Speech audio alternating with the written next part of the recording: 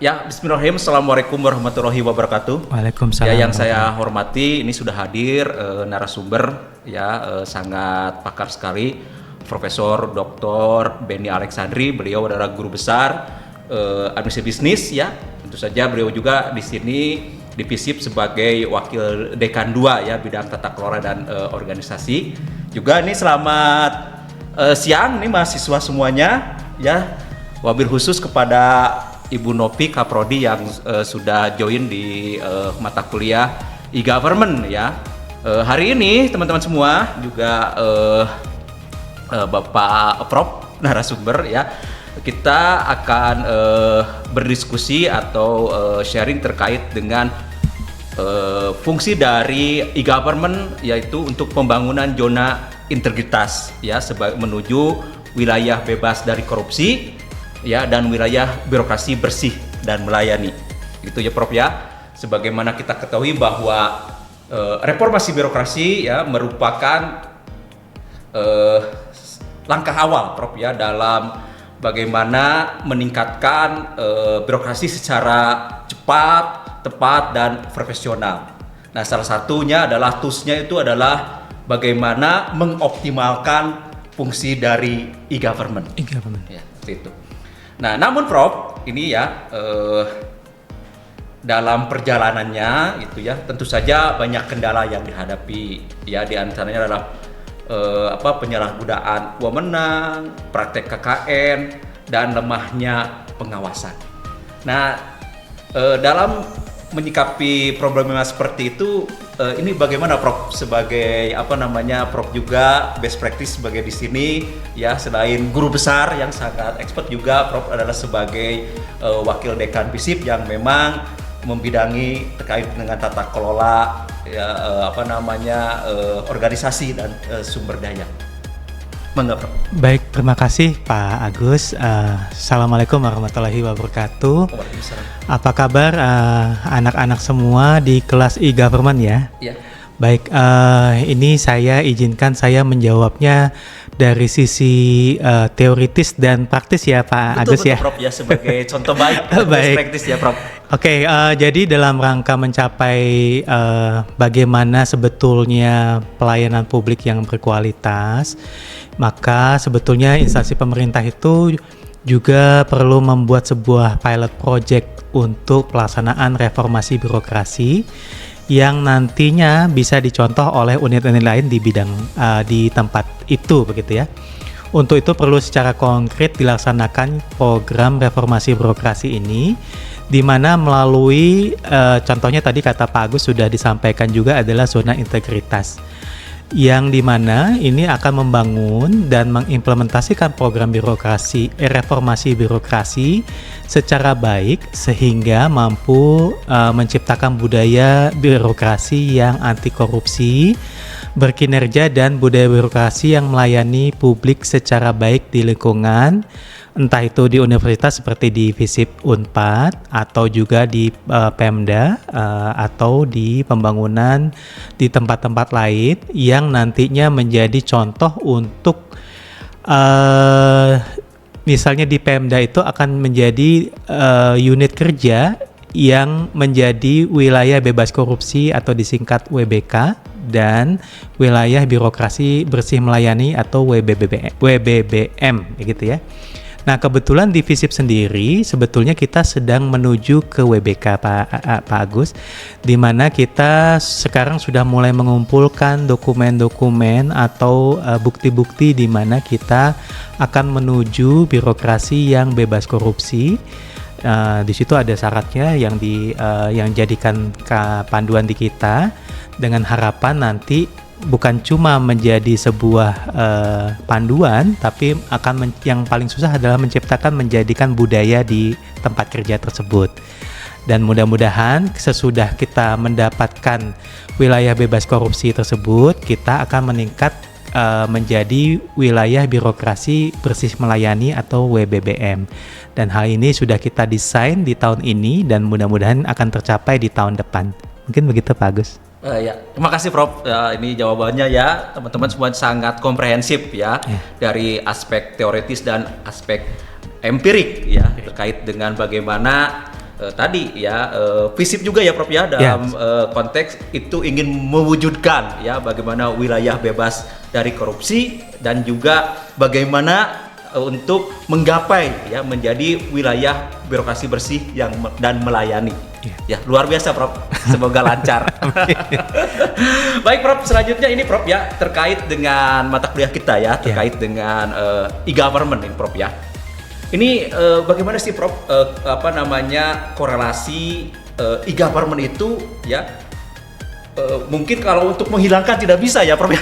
Tapi bagaimana ini e-government itu dapat mencegah dari praktek-praktek KKN serta dapat meningkatkan birokrasi ya ke wilayah yang lebih efektif dan efisien dalam pelayanan publik ya. Mungkin juga nanti bisa Prof contohnya bagaimana di FISIP ini dengan bagaimana implementasi e-government itu ya. Baik Pak Agus, terima kasih. Ini mungkin saya akan menjelaskan dulu seperti tadi ya, bahwa pada prinsipnya semangat dari e-government itu adalah untuk pelayanan publik yang efektif dan efisien. Nah mungkin Pak Agus sudah menyampaikan itu di teori di kelas ya. Dan hal ini signifikan untuk membantu mencegah praktek KKN.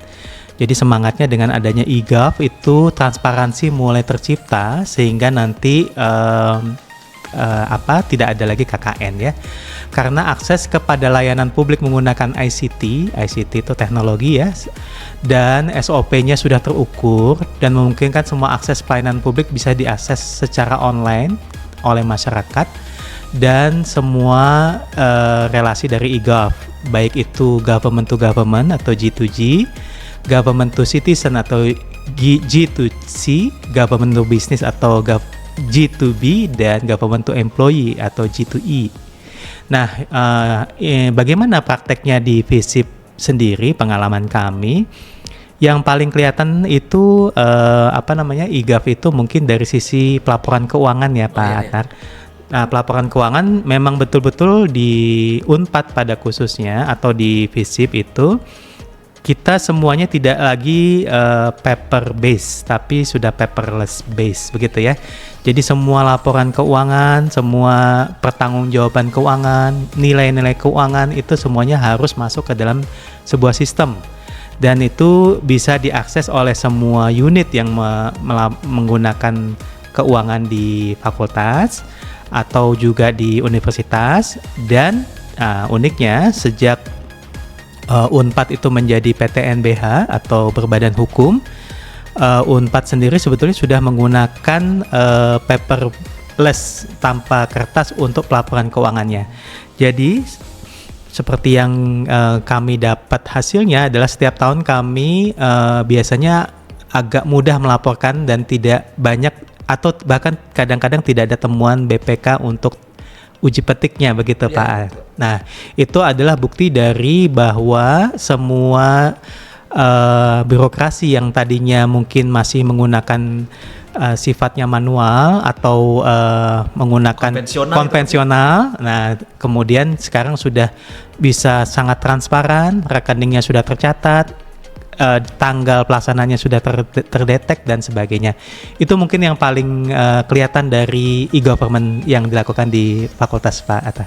Oke, ya, luar biasa Prof ya. Jadi memang digitalisasi. Ya, yang ada di Unpad khususnya di FISIP ini memang sudah merata ya. Betul. Dari semua elemen sehingga memudahkan mungkin ini Prof sebagai puncak pimpinan ya top manage untuk mengambil keputusan gitu Prof itu karena semua data sudah menjadi terekam dalam satu database sehingga misalnya untuk mengambil beberapa informasi tinggal mengklik ya seperti itu maka informasi sudah ada ya, data-data sudah ada sehingga memudahkan untuk pengambilan keputusan begitu ya Prof ya dari betul. Prof tadi. Ya, ini saya kasih tambahan dikit aja Pak Agus ya. Jadi memang sebelum adanya sistem IT tersebut, ICT tersebut, sebetulnya apabila data atau informasi itu tidak terangkum di dalam sistem yang sudah disiapkan, maka pengambilan keputusan menjadi agak lama begitu. Betul. Nah, pengalaman kami ketika mengambil keputusan di tingkat fakultas misalnya kepada departemen dan prodi, biasanya kita tinggal mengecek aja data-data capaian dari departemen dan prodi. Iya, Itu ada di dalam sistem yang sudah disiapkan. Bukan hanya di bidang keuangan, tapi termasuk akademik, pengajaran, dan sebagainya. Wah, Gitu, Pak luar Gus. biasa Prof ya. Ya, memang ini selangkah lebih maju ya untuk FISIP itu. Amin. Baik Prof, ya ini masih kuat Prof? Ya. Kita lanjutkan lagi Prof ya terkait dengan bagaimana ya fungsi atau peran dari e-government ini untuk menciptakan budaya bebas korupsi itu ya. Tentu saja untuk menunjang itu perlu dukungan SDM, Prof ya, untuk membangun unit wilayah yang berintegritas itu. Nah, ini Prof ya, Prof sebagai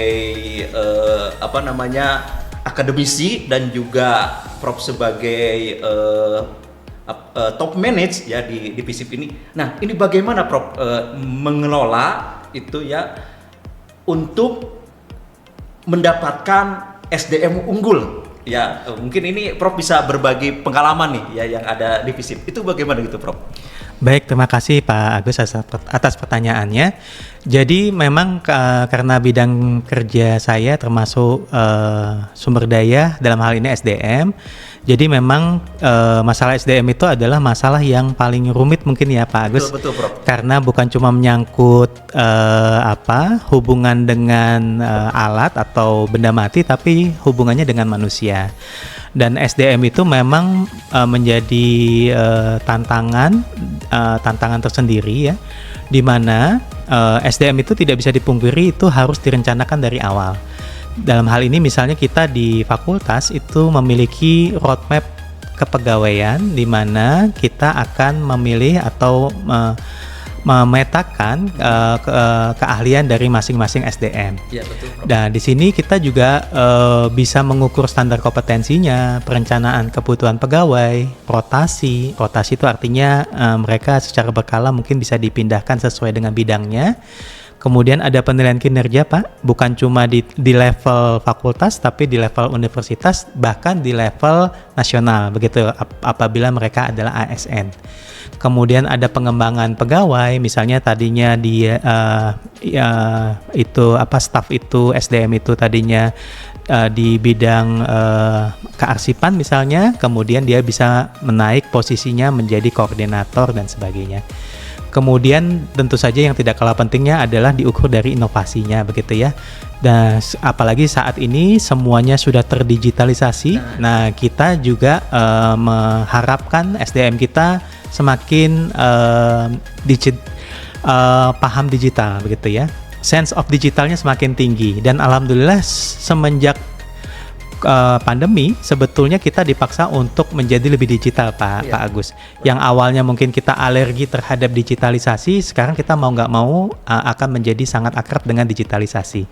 Nah, mungkin itu salah satu blessing atau berkah dengan adanya pandemi mungkin ya.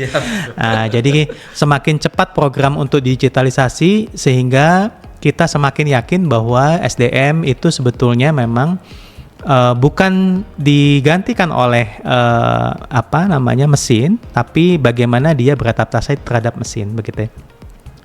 Sebagai contoh begini Pak Agus, apabila sekarang ada AI ya, artificial intelligence, itu masalahnya bukan AI akan menggantikan SDM, tapi bagaimana SDM yang bisa menggunakan AI untuk bekerja lebih efektif dan efisien. Nah, itu mungkin kuncinya yang harus dipahami oleh SDM, bahwa pekerjaan kita tidak digantikan oleh AI begitu. Mungkin begitu Pak Agus. Oke. Ya, terima kasih.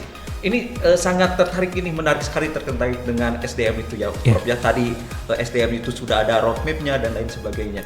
Nah, ini di best practice-nya ini Prof, apakah SDM di FISIP itu kan ada dosen dan tenaga pendidikan, itu sudah terdigitalisasi gitu Prof ya, ada sistem informasinya sehingga memudahkan untuk updating lainnya kan.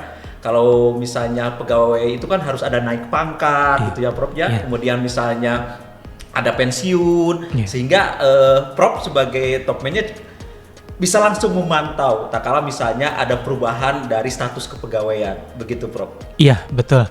Jadi begini ya Pak Agus, jadi semenjak kita melakukan digitalisasi, mungkin kecepatan proses untuk kenaikan pangkat bagi SDM itu mungkin 50% lebih cepat. Nah, begitu ya. Ya, mungkin begitu ya, Pak.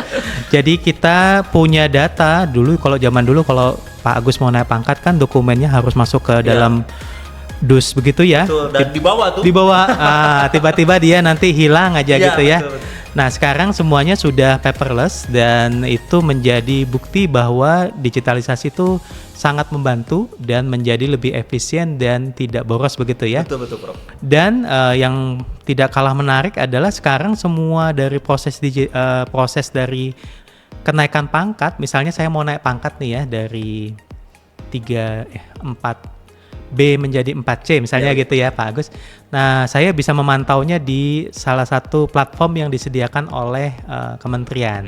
Nah, jadi saya tidak lagi akan marah-marah ke bagian kepegawaian ini kenapa nggak diurus dan sebagainya. Ternyata bagian kepegawaian tinggal menyampaikan linknya saja apa yang harus saya cek supaya kepangkatan saya ternyata sudah dikelola atau sudah dibantu oleh kepegawaian atau sudah direncanakan dengan baik oleh kepegawaian atau bagian SDM di universitas atau di fakultas. Begitu Pak Agus. Wah luar biasa ya, semuanya sudah terdigitalisasi. Nah, ini mungkin itu memang pimpinan FISIP itu sangat aware bagaimana dari manfaat e-government itu ya Prof ya. Betul.